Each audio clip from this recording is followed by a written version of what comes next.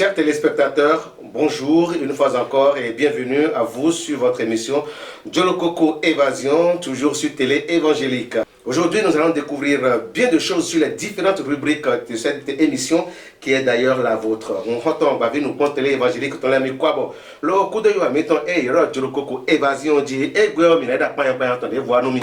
Il a mis Robert Fabi, ma sonne, il y a Loba Dura Radio, Amro da Fono Durarota, Damarota, et Guya Poyanto Mirandanumi. Nous comptons Dieu, mais il y a son cause dévotion. À part que pourquoi ça? À Neuka et Taon, Mina Idilo. Tout de suite, nous allons aborder la rubrique dévotion dans la sous-rubrique pourquoi ça?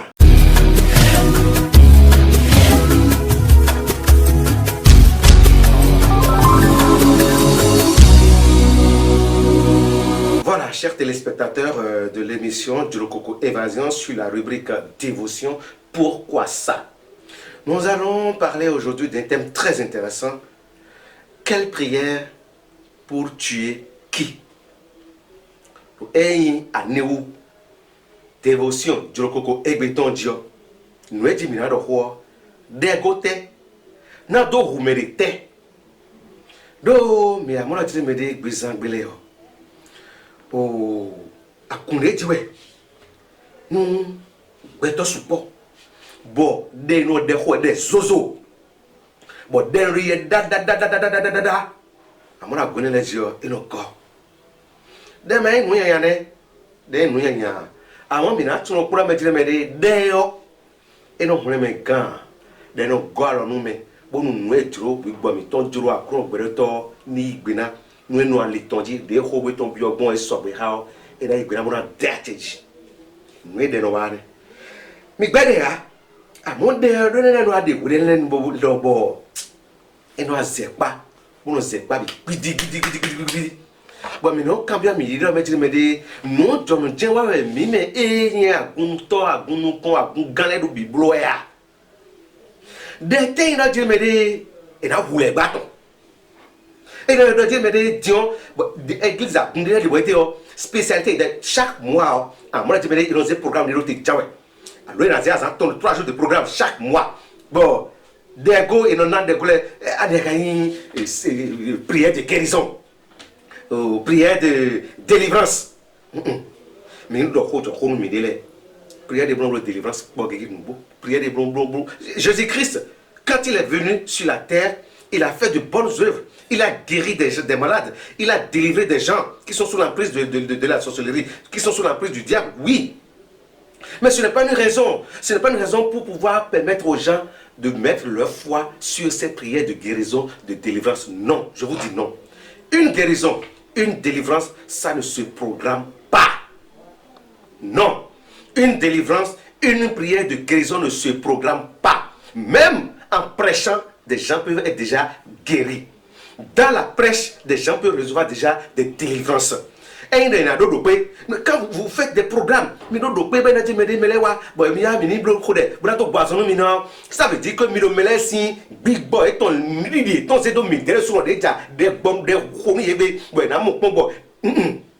ce n'est pas une bonne chose. On ne programme pas une guérison. Vous pouvez être en train de prier, vous pouvez être en train de prêcher, et l'Esprit Saint peut te prendre pour dire telle personne touche cette personne-là, et la personne sera guérie. Et ça se fait. L'Esprit Saint peut prendre le leader et lui dire touche, impose la main à cette personne, et la personne sera délivrée. C'est comme ça se passe. Mais quand vous faites un programme juste pour faire des prières de guérison, des prières, ça ne marche pas. Vous mettez la foi des gens sur les guérisons, les délivrances. Évitons cela surtout. C'est que ils ont délivrance prière alors que prière de minaho semaine de l'homme mais diable venez avec un couteau, nous allons tuer Satan, nous allons poignarder Satan et on dégage les chaises et tout le monde partait et on voit ça et on fait un tas de ça, on prend ça y est, nous tirons Satan mais le division de corps il faut jusqu'à il se blesse même. Il faut aussi des programmes pour chicoter Satan. Mais écoutez, quelle est cette connerie? Arrêtez cette connerie. Ça ne marche pas avec Dieu. Ce n'est pas ce que Dieu veut de nous. Comment vous pouvez chicoter Satan? Comment vous pouvez tuer Satan? On ne tue pas Satan. On ne tue pas les démons. On les chasse. Voilà. Même Jésus-Christ, quand il a sauvé, quand il a délivré le fou au cimetière en ce temps, mais Si c'était possible, Dieu allait tuer le diable depuis. Personne n'a le pouvoir de tuer le diable. Personne n'a le pouvoir de tuer les démons. On les chasse. Même Jésus-Christ, quand il a délivré le fou là, mais les démons, ils sont rentrés dans les cochons. Les cochons sont rentrés dans la mer là-bas. On chasse les démons. Mais les m'a Satan, Satan, ligoter Satan, on va chicoter Satan. Alors, aux acétons de René, c'est des faux trucs. Mais le programme de prière de nous, nous, quand on les aider, nous, thème des aides, nous, connaissons bien les mais ben, mais Dieu prière les dos. Bon, nous, guérison, alors, délivrance, soit là, mais ma sœur, mettons, puis, au gossin, ça. Si vous allez à une prière de délivrance, ou bien vous êtes là et il y a subitement l'Esprit Saint a pris le leader pour délivrer, bien pour guérir quelqu'un, s'il vous plaît. Si vous n'avez pas la puissance de prière, si vous n'avez pas cette foi qui puisse vous protéger contre ces démons qui vont sortir de ces corps-là, rentrez chez vous tranquillement. Sinon, c'est vous qui allez en pâtir. Nous militaires, nous découvrons. Bon, et elle a dit, mais nous, elle a délivré, mais elle a tout calmé. Il y a des mémoires, il y a tout quand ici. Et déjà quand tout comme ancien au deme à vous, vous allez te oui, mais moi, il y a gosse me deme, il y a des no couro même, il y a gosse me deme, fille na sous doigt ba non de. Et mon me de bon regarder il y a bébé, fini bon nous, quoi, vous spectateurs bon nous, quoi. Allô, ou des mais de gobligo, et nous quoi, voilà, c'est bon de ho. Bon matin, il y a des monstres dit donc, puis na gosse quoi, et on va faire il y a nous il y a des. Bon na de me de nous, quoi de va de, et gosse de na bio bébé. Ni on a dodo, ni massine au deme ya. Vous nous de prière de guérison, alors de délivrance, mais tant, oui, premier temps l'aider, vous nous mettez sur au peu de bossin crodé, gandilé, et là non, vous avez un démon sur le dos, mais de nous vous démons, mais de nous vous lèvez, mais de nous vous Satan, mais de nous pas de nous, leader de nous, mais père, vous avez de nous vous lèvez, mais de nous vous Satan, moi ou au père, et va donc bien, puis vous dans les bas, dans nous, puis vous les bas, oui, les bas, dans quoi, ça entend le thé, si vivant dans zo kena oui nous ici où les bas ici où maou ici où nous ici où les bas ici où démon ici où Satan moi on a où ho demi tona ko où ho eh vous mi toko le do mais de no où les bas de mais no où Satan mais ko no où démon dia et on nya ouais et cadeau prière de guérison de bleu fide bon avec Jeff fio ko amation de me on il a été boy ko mai moi là c'est rozo do ko brésil solo ken to le me ko to bebo les bas ba solo ken do ko to bene non vi su non vi non ennemi donne mine mi ibo re di to ma re di a we kami programme on veut tuer Satan on veut ligoter Satan on veut chicoter Satan il faut que avec mi toni doté mais de ma blême et à Satan tomber voilà on tombe pas vi nous pendant les fier mi ho egbe ton Dieu et Dieu connaît mais c'est où mi bleu dit et rien de l'ambrane d'agro mi bi. Voilà, nous nous sommes arrêtés aujourd'hui dans la sous-rubrique Pourquoi ça sur dévotion et sur Djolokoko évasion. À bon entendeur, demi-mot. Nous allons aborder la deuxième rubrique tout de suite avec Simplice répond dans la rubrique bien sûr attaque. On y attaque, on dit héros. Attaque, on a remis ton Simplice répond et pour me beaucoup le voir au port. Le thème est un d'accord de mes couilles de l'attaque, on dit micro, tout dit, on peut nous commettre 0 théo, minam, et ils en est.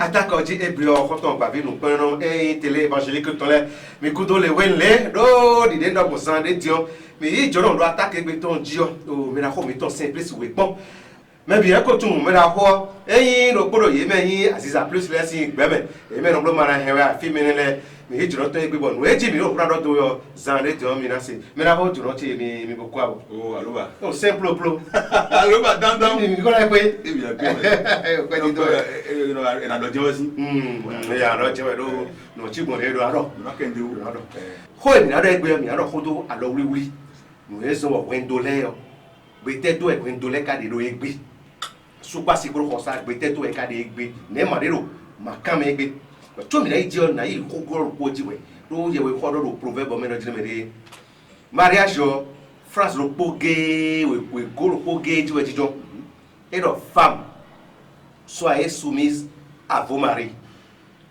Homme, aimez vos femmes. Et donc, nous, mi weta, nous assumons ton lait.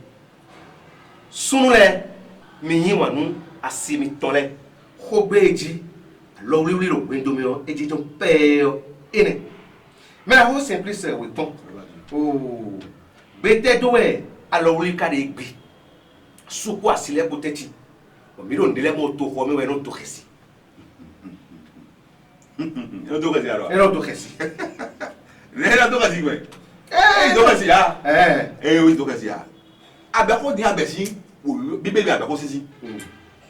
Bon, we will be dans l'orgue. Jésus si quand il est quoi ouais. Le retour du Christ est imminent. Jésus si wa ko ya proche. We nous e wa ton kaya le yo en tout le monde nous bada. Nous teme. Nous ma stopper. Nous taper d'eau. Nous bloukou keke na do.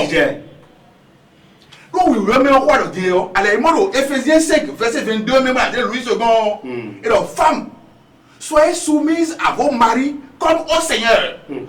Non, Weta, il donne nous à tout les, alors il donne nous, mau beurre alors l'État, il nous a pris un Ménagal Tari, il donne nous mau d'oeil. Alors, bah, Aja Soudabé, Aja Sidabé. Bon, mieux que Bamé, la frontière, bon, à nous bien gros, au Tchanga, bon, voilà, je t'aime, on s'aime. Bon, nous, tout, la fou, bon, Elitoa. Nous, Elitoa, Elitoa, hein? Et fondation, tout, moi aussi, Elitoa, et à ma sous-les. Bon, on lit, bon, mais Joe, il est là. Mais c'est pas me dire. Mais non, les bons pasteur de bon. Oui, moi. Ah, pasteur. Ah, et mon frère, il va dire. Tout est dit. Alors, frère, il va dire. Alors, frère, il va dire, l'économie. Ah, moi, mais bon, il do. Bon, il faut dire. Bon, comme la pour nous, moi, il a bleu, et qu'à son bécard, tout est là. Bon, nous bois. Moi, mais non pas. Et machine. Et quand moi yo, et le dion, alors bah dina de Tokoto. Alors non on a des au Djibou. Bon, azabé bon. Trabé Et où mais ils pompe leur formation de groupe pour apprendre le lewe. On domaine le ngbendi. Ah, les asuna ba siri, les asuna ba suori. Wello, mais la comme quelqu'un doit et au les me dion et rien, et là comme de bon. Bon, alors famille nous entend. Voilà, connaissez les parents. Niawedo, vu ton coup de métro. Comme il y a longtemps, nous disons, Lobo, et Nana Balo. Quel est le nom de mon métier au doigt? Et donc, ici, il faut voir, et qu'on a mon pardon de bois. Les gens ben dans la loi du. Nous, dont aïe, et dans nous, allez, ma foi, doigt, avec son moro, mon petit bezambé. Et mina bane goudou yo. Il est blanc, qu'on doit pas l'ouïlo. À seconde, mairie. Bende. Bon, mina faut à nous à l'ouïlo, à plomb, béton, nous combo. Ça sont coulés. Et n'est les bon, les bon, et comme do pas de bezambédo. Moi, au béton possible, nous comme. Bouélik bélo, et n'a pas bon. Mina qu'on doit pas, bon. Et rien à mon trop béton, rien à qui s'y met des lait. Mais c'est bien aimé. Oh, mais la chose simple. Mais ma remettre ta faut dire non mais na wa ko ji zan déjà mon kan bi do dire me de e gbe zan gbe e mi de o e yin akun le gbo ko to e do mi de lo le flavo est-ce que mi na mettre no je ko do ko bro pon ye de we do me no igbon asupa sipo lewe no igbon akun keke de gbedi bro mu ko to pon vi lewe gbe ya e wo yin mo nje yo e do no ye ni agun me yin no yin ko de ton de yo le mi to bene. C'est ça. Bon, moi, oui, le gars bien bon. Et donc, oui, mais il va falloir les grands pasteur. Le mois que oui, moi, oui, blo, oui, ton état moi, oui, bah, tiens. You know, that's how, oh, yeah, we hold up the way, we can it. You know, that's how it fail. But they want break blood of good to buy not to abo. And I put it fair to when you walk, lower, Gungano, I said, Meleo, and don't make it up. Eh, moi, et l'assassin de yé. Voilà des renforts. Moi, et Mima, your pasteur, les gars, dans deux mois, oui, dossier, mais non, de vos dons, ouais. Donc, ouais, alors, I don't want you here. Awareness, a contact to go up on the door. I'm going here. You don't jump on the fan ball. You know, Jackie, Papa. When you got to ball, then I don't pass. I go for that. And I don't know. I don't know. Dio agbane manane alo eduna alo ejina bisondo kakabuna ya sokwa sipo alo ne ma kwedo dia blavo ane ne ma wade ru makamenu e ma kwedo alo nkoto ayi bede e wa don do ade wa no kura e wa dia we nu e mi me toro mo dia but one lead wo John Christ dia yo mi no po egbe Flafo suno o ko edo o mi je duruji ba Flafo do e jiro ato e ai kon gba fele dene e jiro ato e wa do wa ba ko ra suno yo ai pon to bo suno do apa o suno ko don yo a de baji no afino just memory ban dia don o suno na dia le wa je moji don ai je to ko to pondi ai ko to pondi yo o pondi si o mo ablo da je to di afodo la wa e afodo la lo asugba wa e wo to egbe ni àwọn e to ko me àwọn yo lopo il a déconné ngbasu ngwade bon mo le na adon important mi to wa di mero wa sa bon no internet nde ni bo mo enu gbegbe bi o mo ne oji be do group mo do o WhatsApp o forum me be de kan bon me mai po so be plo o henu ayi no anon to te pa ko so be plo anon no to go mo plo le no e no se asugba ya do asugba no nu si se we anu si se we bon game ana from no doe Canada doe kama club doe game ana to ta we papa do bi nu yin do we nu ina fo to doe egbedian yo le yan fo we no fi ka 22 or 23 heures we ente e be aba no ho bon ji no ya ko ba ko ja do lo do nu de to nu e yan fo ka ko 14 or 15 heures we vont boter mais elle a belle abi yan na yo mo ton de me e no mla pe gban mais eno do ku yo fait dans de dilom egbedian e so to eton de bro mo ko do me ya pressing e yo nda ye tu gbedo bon e ye invité mi o ba du bro mi ro agu do le to mi go si o soji to mi go si gbe mi ro agu mi de le ko mo e de agu to agu nkan o so so le lo agu lo je di Christian sin agu dia yi je pense agu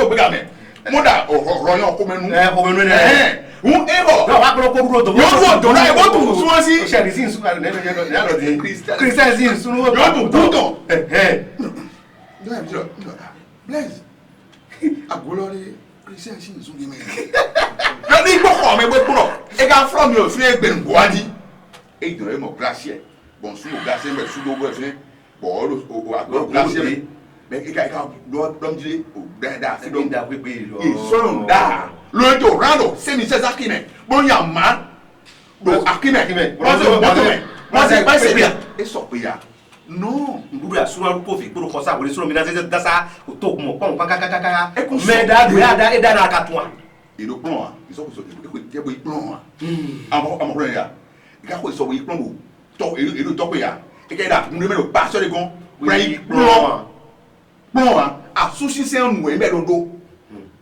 zan nga fe di yo e no problem akomasi fe lo ai wa suto e ko ma zan kan ya asura jo we do bla leje ko ta ponji e lo do yun go bro fi yun wo we nu e atoka do bore do te ki de san e sa do e nu le o mo jesu mi to re mi lo mo e lo mi wo mi lo mo mi to azora bon e wa mi a yun le kon le yo yun le ra fi Pascal ye pe pa no we nu e yo e da ya fi se lo mi Pascal lo fi no wi le fi no ba fulu mo ni be o e mo e ba pon no e do volume bi e do volume fi a tare bo fo yo ya bu ya si bro amenta bro kasi ta go me ka bu ba pension no no di explication round meji ba di pero amato fi ane abede ko si ayo abode kuna wa bo nu lo ya de pasaji oh me da ko surprise me na le wa ko loji do game na mi o game o flet up pe me na le wa ko loji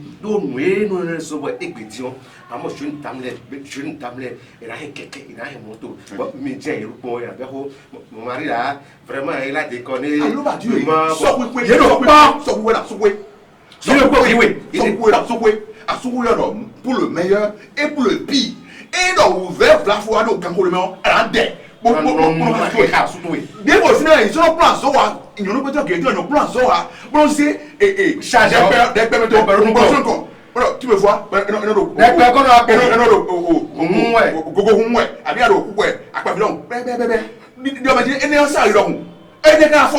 Tout ça passeront. Tout ça passe. Nous ne passons pas.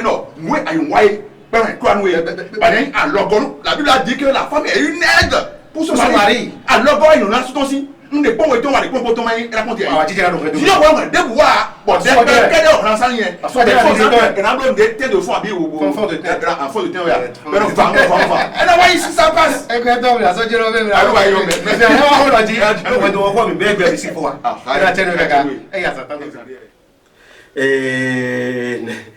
Novi sur novi yonou. Mais alors pour la mettre le mêler, nous m'asseyons ne vous fâchez pas, nous s'amuser tout simplement. De midi la mon roi et gendre midi black c'est na do audio nous gegero to mi to me fig benza mi to le me. Bena tenu mi kaka ho la toucher me de bon so fait me do mi kenkle me ze kami mi pon me de to daga mi pon sunta pour mo daga we. Bon e je mo hu mi wo kenkle so kami lo. Ene mi na yi wa devoji yoro dogesi tout de suite à la rubrique Dogesi où nous recevons quelqu'un pour vous pour nous parler de quelque chose de très très important, de très intéressant. Mesdames et messieurs, suivez plutôt.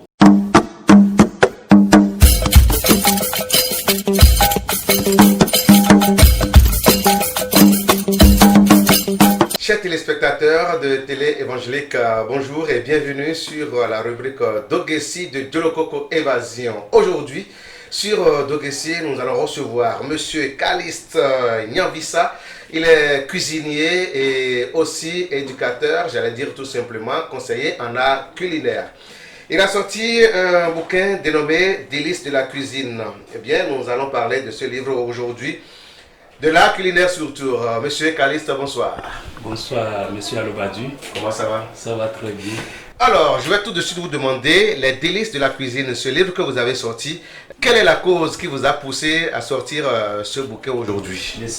Merci, Monsieur Alobadu. Ce qui m'a poussé, aujourd'hui, la cuisine se dévalorise au Bénin. Surtout nos sœurs. À cause de la nourriture, les hommes ne restent plus à la maison. Et puis, beaucoup de foyers se cassent aujourd'hui à cause de la marmite. C'est ça. Donc, si je comprends bien, la vraie base ou la vraie cause de beaucoup de divorces aujourd'hui, de beaucoup de foyers qui se cassent aujourd'hui, de beaucoup d'infidélités, c'est la cuisine. La cuisine. Parce que nos jeunes sœurs aujourd'hui ne savent plus cuisiner. Oui. C'est la seule raison pour laquelle vous avez sorti le livre. Oui. Et puis, les élèves, nos élèves qui font hôtellerie, vraiment ça ne va pas du tout. Ça ne va pas. Ça ne va pas du tout. Nos c'est enfants ça qui qui m'a poussé à faire sortir les délices de la cuisine. Donc ça veut dire que nos enfants qui sont dans des écoles de formation en cuisine et hôtellerie, ce n'est pas ce qu'il faut. Non, pas du tout.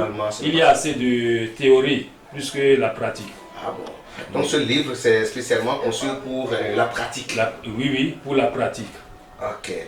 Puisque tous ceux qui nous suivent ne comprennent pas tous le français, alors nous allons donner un pont de la chose à la langue maternelle aussi pour permettre à ceux-là aussi de comprendre un tant soit peu. Monsieur Caliste Nyambissa, c'est ça, hein? Oui, Nyambissa Caliste. Mais merci, ndato kulikidroko kala nous promettons nous aussi à l'iojibo de vraiment longtemps. Vraiment, il y a des délices de la cuisine. Vivier ou adorer ça, mais merci, vraiment, mais des temps. Aniwe kazo bo ewe mi we ma lo mi don ruda pe boro nu kon me pe mi kala de we ma ton ani ezo mi de we ma ton ta we ma ne de mi de ton mi de we ma ton bona dalo non vi mi ton yon le bonu ye nino asuwe bona dalo eni ye me de lo we ma ho ndi da ton plan e hôtel Zoa le oui, mais on a d'alloyer, bon, il y a des solos.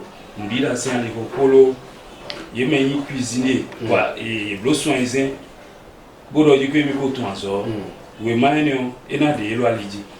Oh, oui, mais alors, tel que vous l'avez souligné tout à l'heure, nous, nous dit, nous, l'air, et nous, montré, nous, à souper. Oh, oui, mais, nous, on est dans la soupe, et t'es, moi, mi, parce que ni sono ito home bo elona mo mucho mbona dulo kwege vi e victor de ze kwenu viton boze victor de to viton azomeo bonu vio kun o ma oka bo fo eso no kwibia là ena mo azo bona wa ni alom to mamea donc tous les jours ena no kwibia on do gege de bo nyon la ye tun da wa so asuno jegbe alo asuno da se de bo mo mi ni mi maman do dit que casserole ze gwa himedion ewa fun pe beneto ene wezo pataki bo beninoise le mbado enino asugwe bono vie ton le ko casserole ze bon ahime comment matunda ena ze casserole ino ze casserole ahime bono dido azome kabi na ze casserole ze ahime bona wa dijon kwebe ebo gande na bo ena yinsuno bona servir ma su etona mais non le dion je me ya hozo be la bravo le non foni no matunda we ya le e no se casserole mo ze ahime wele su kwano no nda nsato ahime le bo no hoda do mo da sunu ye o kan ho na e game no abuna de casserole mo na kondo o zemero pe na je me re da no pe gbo mi ne pepe lui non blore e bo ene we so ba sunu agbe ya de da mon kon mon konton wa kaka bo suno e wa we do asimi to kuntum dawo donc samedi ne suno ne lo kwebene bon suno do mama ete na bu e do mo mama se chavi boze monte buro mini bo suno no fine ko tonton le ko ga suno dido e mama wa e cho mama jete si moto me gracier gracier olo suno tu e bo bio ko me bo bio cuisine ko suno do monion suno bi gracier lo asiton e mo do suno ki ko ede me est-ce son union et là que vie mitolo le danger mais ndudu e nu toto bo osunu e do na abro no hosa e do midine bo o mira zane de metre no le do aso me no kunje pa pe ne mi no foto ma wuli bonu me onze kasoro da ilo ahimio e ma tunu eze da no bine glutamate ya kuibe mandona de mana ikomelea bizan weidi ena ta suno fini dio e na do ni do ike ni madu kuibo e do sini no toto wiro amio ni masupo e do sini do ike ni madu mayonnaise supo e na be menile mayonnaise e na be kon o devme e na e nyon ka tu ka olive lo bokun livo me o me je hasuton e ko tu bo mi na pa ko mi no vi mi to no se do o ngrusin aso fun gbe yo e le ko wa ko so hin jon ni ro ta me kun jon ni ro ton o ve tele ro ton mo so mi di we ma lo ton vi mi ton le de non c'est ça de école de cuisine là et si école de cuisine là tout le monde a o do mi ja et lo e ma tout le monde a ye no jo vile do lo désordre mais bon vile pour dire non ni na théorie et support pratique ok pratique est quoi le gouvernement Amérique était à Tumblo et non même français là dessus ils sont dans nos bureaux mais d'ailleurs non bleu ni ouais mais pour chinois ingénieur de chantier du et non bololo alors nous wa zo et bedi mimo vi mi ton le ton sin eyin o ma ho me anu ndudi da ti pronton no e to so gege to ade no ale le sado to ho me do e tun no e pronton e tun blo wa do alonu le ya e ma tun lo alonu wa yi diplôme fo yi no alo sadi pegun e to pa bo eyi msato kele lo to pa vi mi ton le e pon ma fo support lo to pa ene ezo mo yi no do yi ke kun salo ahime aki e to pa ko akile ko dion et au meilleur sommet bien le topable musa non mitonle. Alors, qu'est-ce qu'on peut découvrir dans le livre Les délices de la cuisine? Qu'est-ce qu'on peut découvrir dans ce livre? Oui, délices de la cuisine. Sans balance, on peut mesurer la farine, sucre, l'eau avec ça.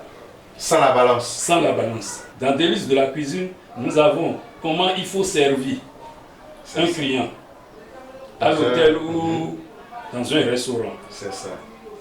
Dans délices de la cuisine, comment il faut faire les mets africains, les mets européens. Il y a tout dedans.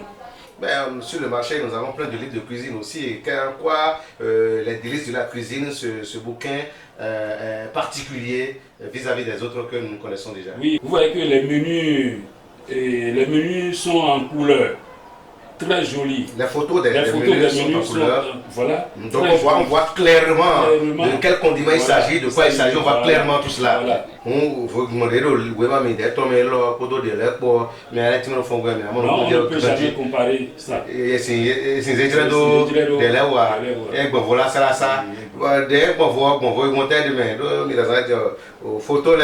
Nous laissons photo et de couleur de ganji.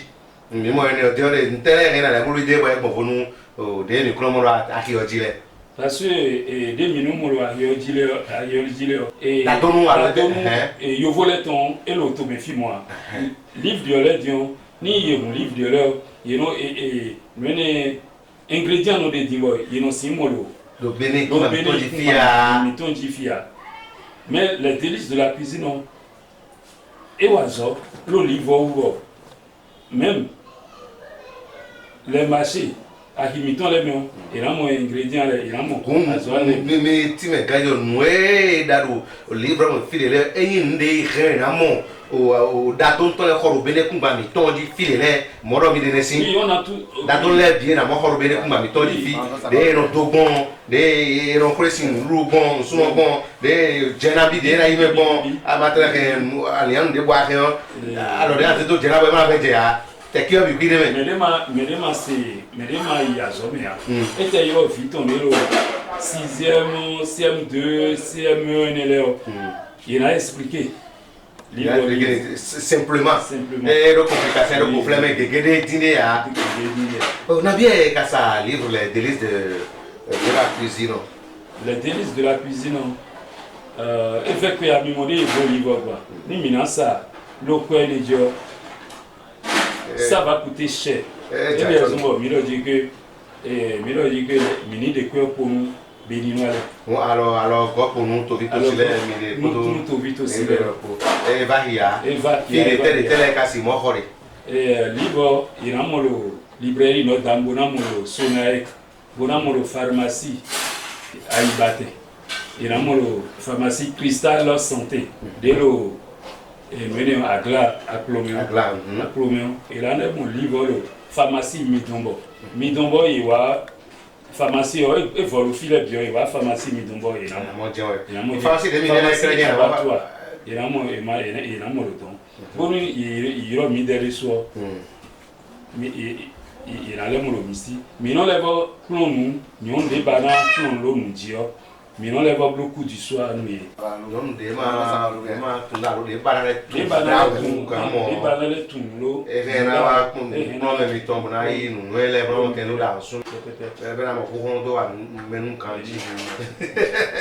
alors quand il tombe là on va vocaliste Milo 96 47 70 65 Bolelo 64 49 47 45 Kota mi dogna rese do to vito sile yemero to do mi yebro bi pon e homele ndendo bona do nu mais yemede lo mi pon e gbele école politique ou grand école bon il faut faire circuler le bolo si ça nous vile sans les images ne vile dans mon logique dans tout là nous le couleur le do nous le couleur do bon donc si bien que mi aider vile bonu yedido livre de cuisine et ton idée école violet et d'eau le photo maintenant et école des couleurs et d'eau livre témétémé bon et des filets de soulindo livre là moi c'est do pratique on a et tel zégolo qui a fait boire que bien moi si on doit vidéo et to vite aussi et donner un tel nien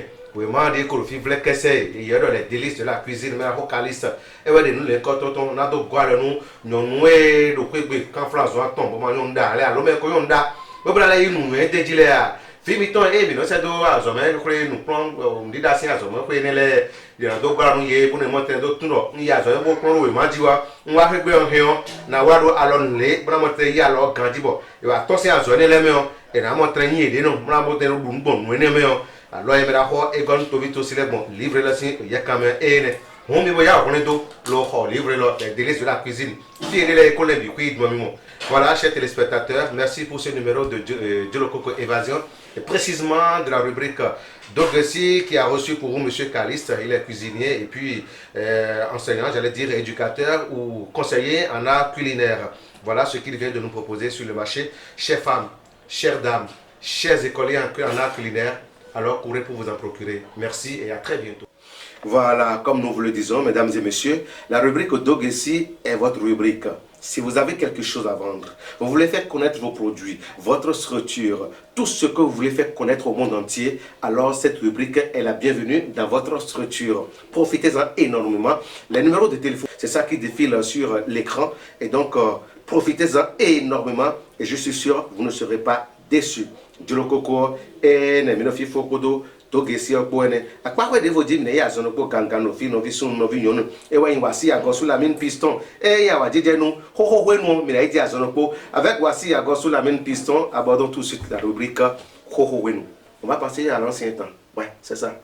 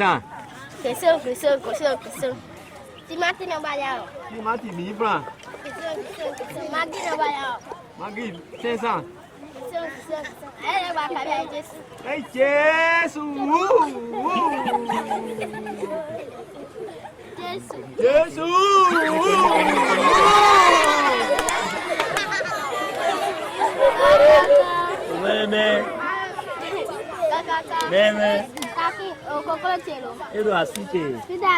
Edo liglo. Takine baja ododu. Do aponu. Timothy ne va là. Doa we nous. Magi ne va là. Doa ton nous. Kissem. Aïe la bakabe à Jésus. Naï Jésus.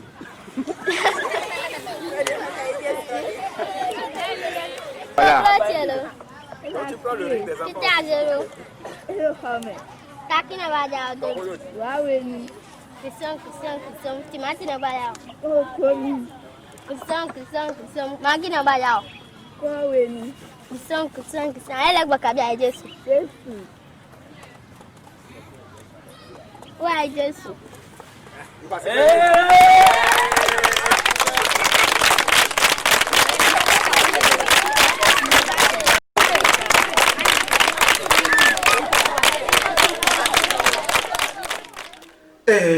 Mais la voix encore sous la mine, voici, alias piston.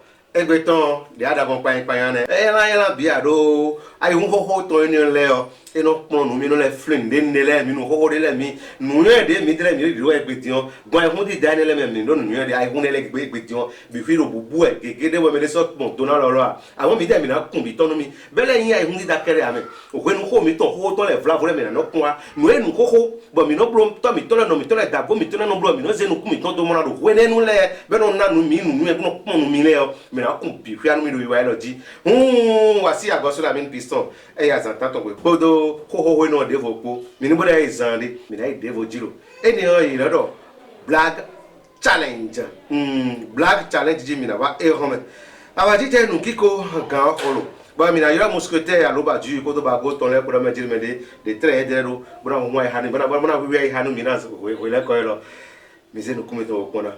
Nous allons regretter, vous n'allez pas le regretter, sûr et certain. À tout de suite.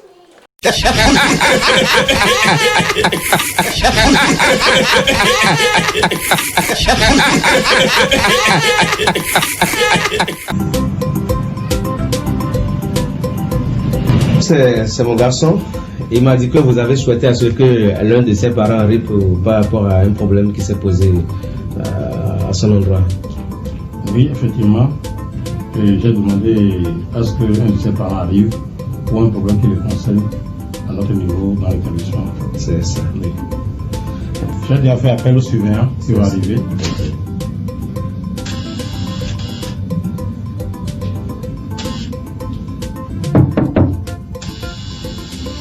Ouvrez.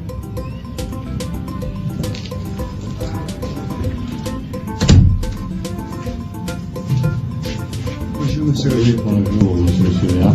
Mon portier.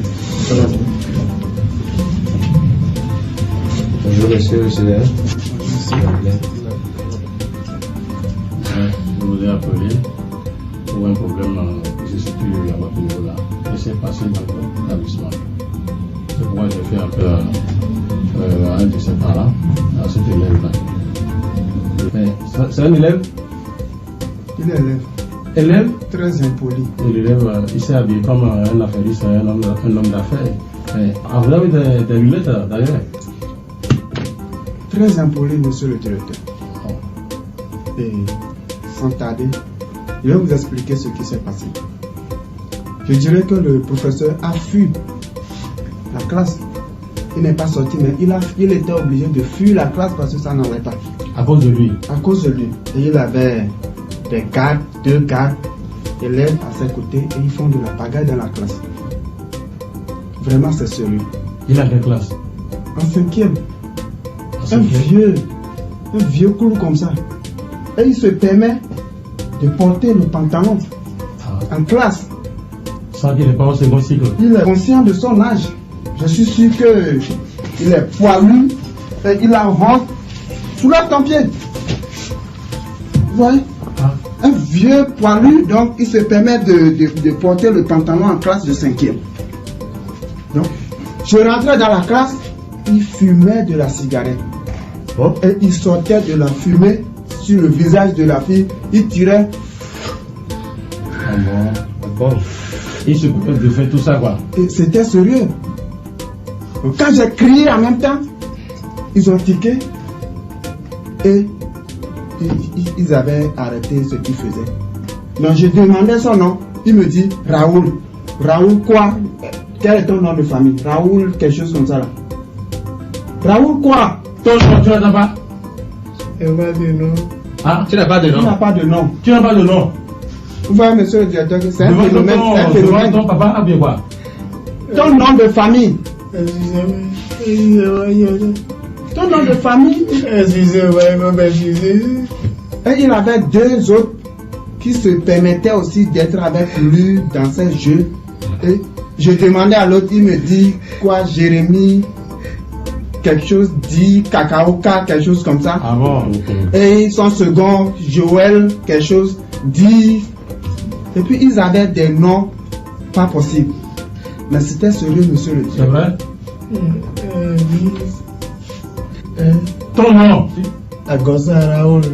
Agosa Raoul. Oui. Tu dois Agosa Raoul. Et tu te fais de faire tout ça. Quel est ton poste principal? Hein? Quel est ton pépé? C'est Guillaume. Guillaume qui? Guillaume Saboura. C'est ton professeur de présent, tu dis c'est Guillaume. C'est son auteur de présent, c'est Guillaume. Monsieur Guillaume. Monsieur Guillaume. Monsieur Guillaume. Guillaume Saboura. Celui-là, il est là? Oui, monsieur Guillaume, il est là. Il est là? Il est là. Voilà. Merci, monsieur le directeur. C'est pas croyable, quoi. Tu filmes en classe.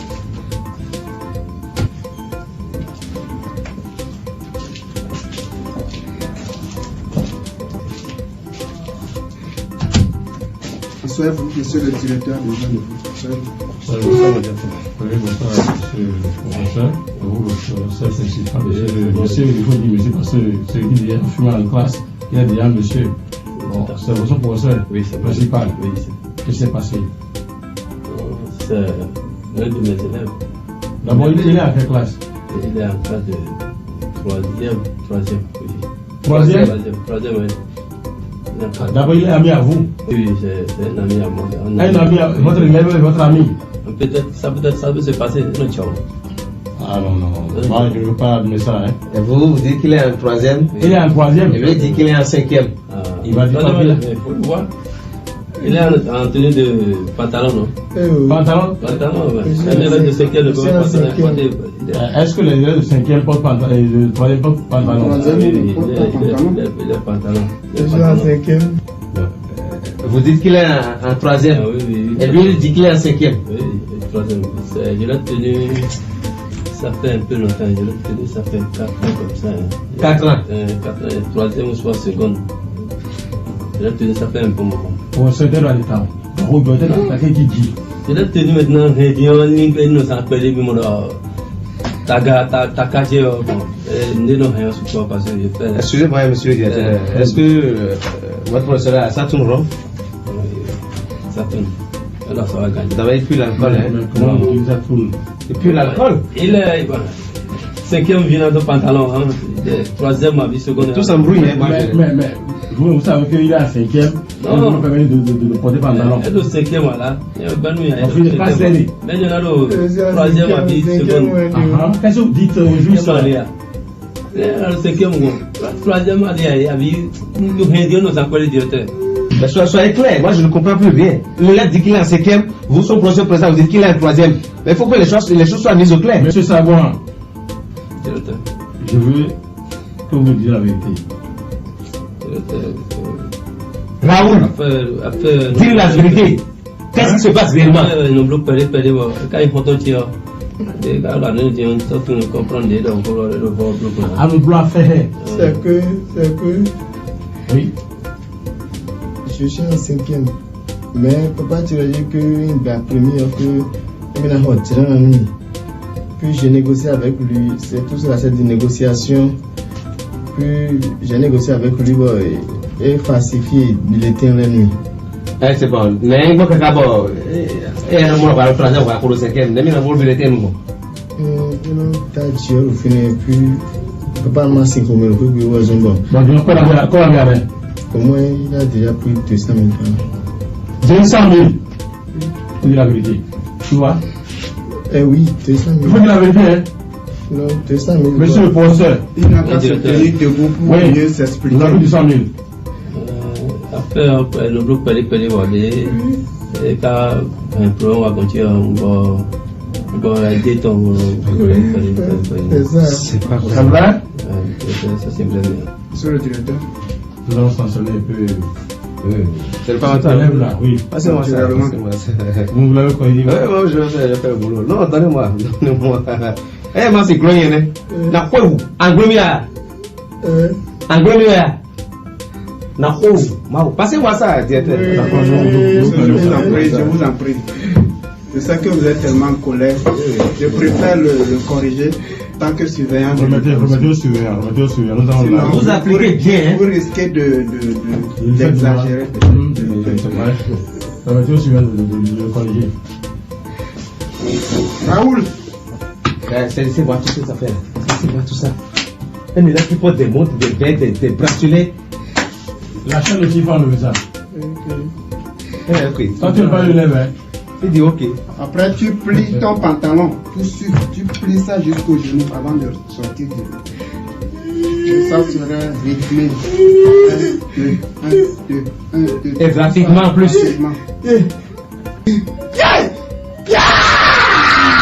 Redresse-toi. Oui,